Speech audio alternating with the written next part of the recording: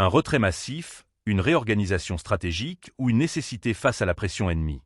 La quasi-totalité des forces ukrainiennes présentes dans la région de Koursk a quitté la zone, y compris certaines des unités les plus lourdement équipées. Un mouvement qui pose question alors que la guerre s'intensifie. Abonnez-vous et partagez ce reportage pour comprendre ce qui se joue sur le terrain.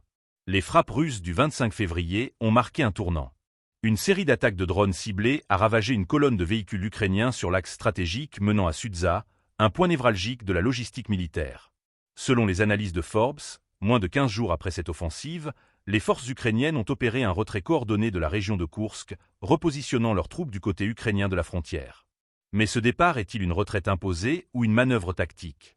Une source ukrainienne interrogée par le média américain confie que ses proches ont pu quitter Koursk et éviter l'encerclement, une déclaration lourde de sens qui suggère une situation critique sur le terrain. C'est triste d'en arriver là. Mais c'est comme ça, conclut-il, soulignant le dilemme stratégique auquel fait face Kiev. Derrière cette reconfiguration, un constat. Moscou intensifie la pression sur le nord de l'Ukraine. L'emploi croissant de drones de frappe et de reconnaissance permet aux forces russes de cibler avec précision les mouvements adverses, limitant leurs options de manœuvre.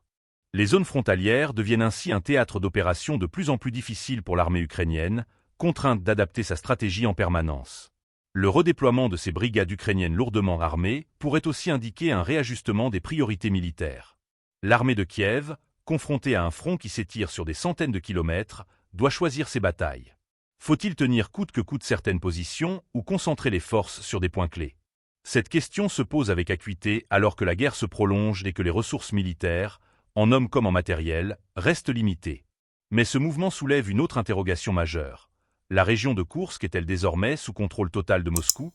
Les forces russes ne cessent d'accroître leur présence dans cette zone stratégique, multipliant les incursions et les frappes ciblées.